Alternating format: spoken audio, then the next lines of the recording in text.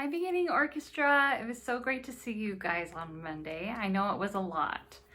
We started out by just reviewing the things that we did last week. And if you want to know about that, just watch the video from last week. We went over the parts of the instrument, how to hold them, bow hold, and also where the D and A strings are. So if you're not familiar with those, I encourage you to watch the video from last week.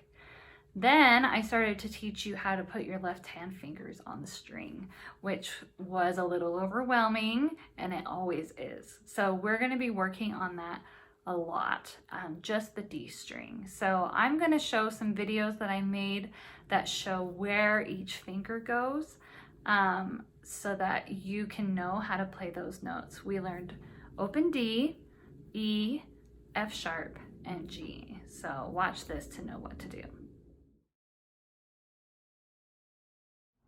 Hi violins, let me just explain to you how these finger tapes work. So we are going to be working on the D string, which remember is the second to lowest string. I'm going to show it to you this direction, and then I'll show it to you in playing position, but I think this will help show how it works. So left hand is doing stuff.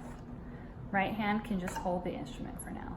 So left hand puts its thumb next to that red tape. Notice the thumb does not push on the strings.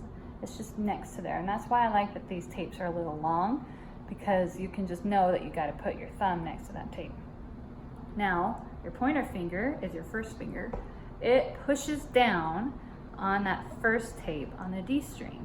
So notice this is D, and then when I push it down, that shortens the string and makes a higher pitch, which is E. Do you hear that difference? D and then E.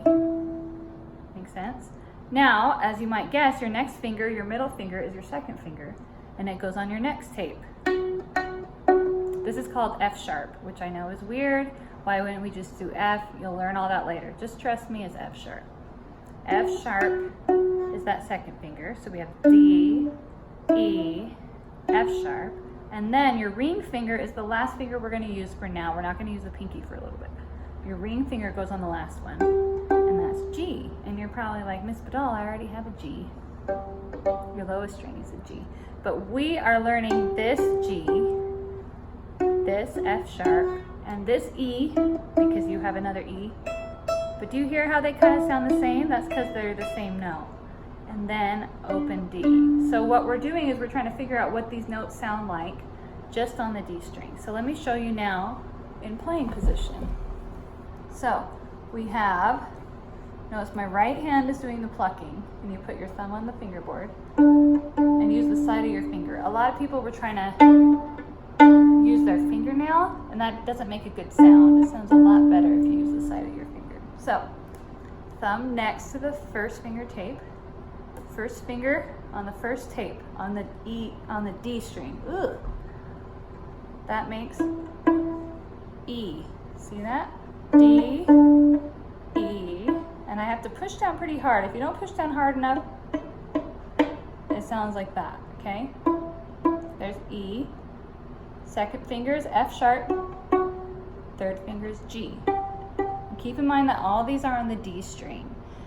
If you put these fingers down on the other strings, it makes different notes, but we're going to just focus on the D string. So if you still have some questions, feel free to have your parents email me. You can send me a video, because I want to make sure that everybody understands.